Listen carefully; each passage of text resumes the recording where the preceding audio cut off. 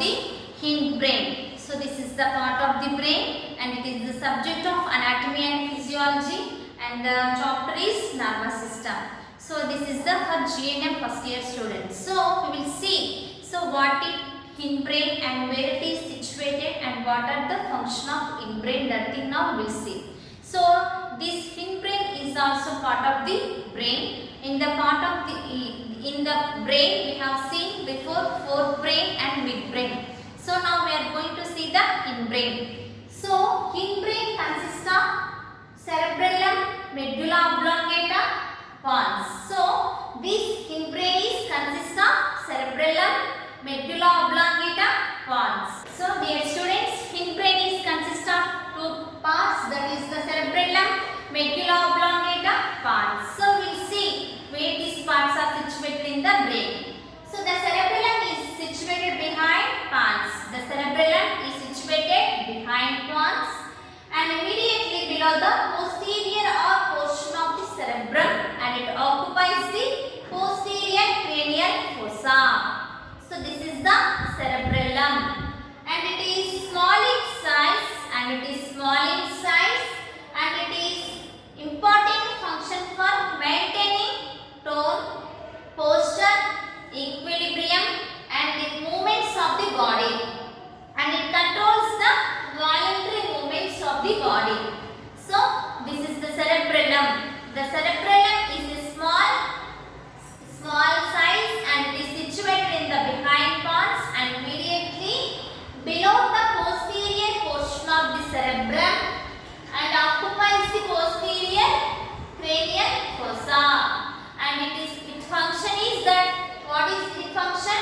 It is maintaining tone, posture, equilibrium and the movement of the body, and especially it is involving the control of voluntary movements of the body. So this is the cerebellum, and next one is parts of cerebellum.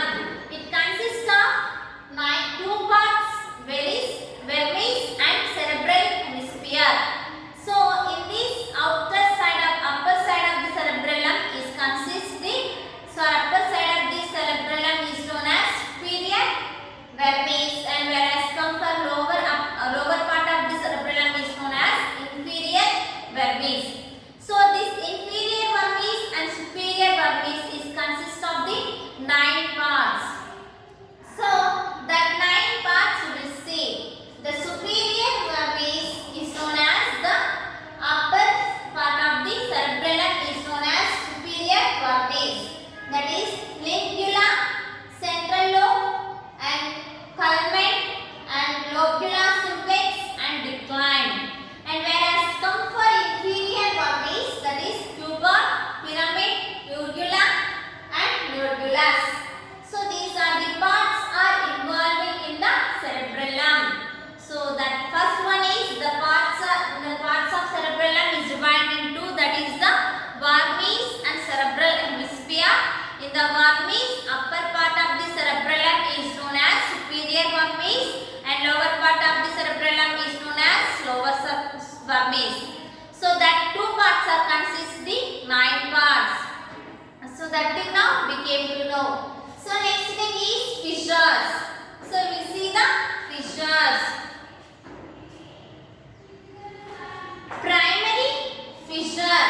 So what is the fissures and how many types is there? That thing now we will see. So fissure, primary fissure, pyramidal fissure and posterolateral fissure and cerebellar hemisphere and lobular anisforms. So we will see it one by one. So primary fissure, it is present between the culmen and lobular simplex. So where it is present, this primary fissure between the culmen and lobular simplex.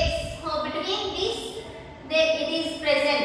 So this primary fissure is present between the culmen and lobular simplex. And next one is pyramidal fissure. Pyramidal fissure where it is present between the tuber and pyramid.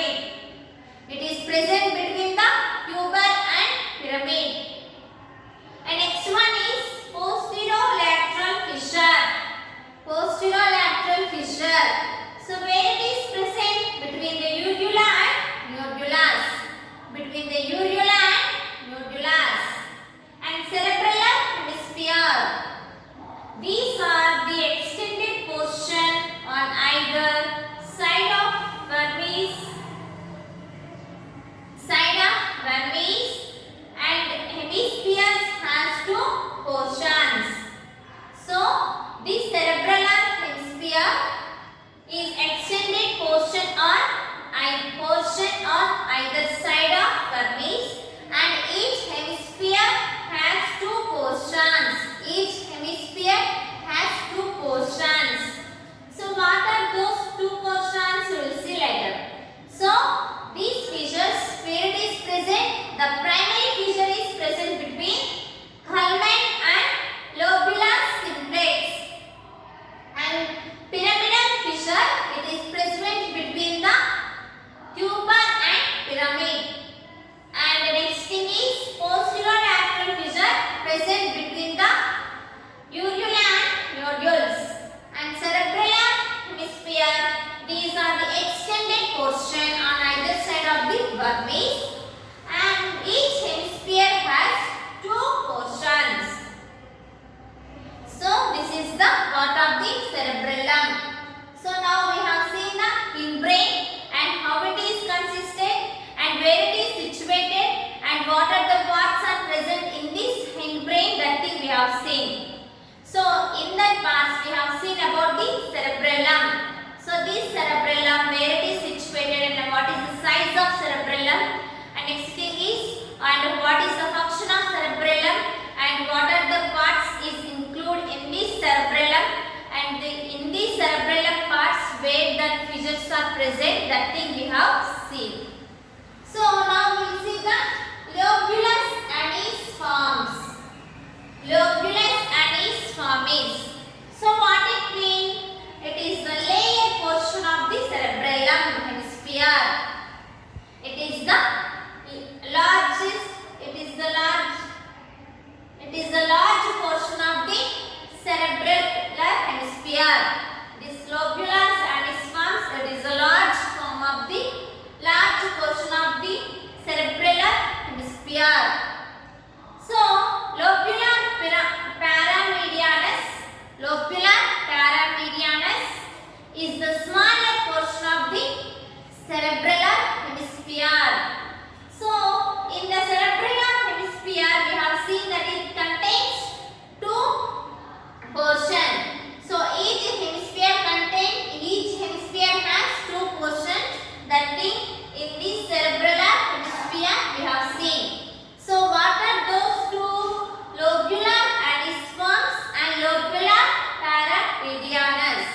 So in this lobular anniform, it is the large portion of the cerebellar hemisphere, and whereas come for lobular paramedianus, it is the smaller portion of the cerebellar hemisphere. So this is the hindbrain, and what it is the part of the cerebellum is the part of the hindbrain. Now we have seen its parts and where it is present. So completed this topic. Thank you.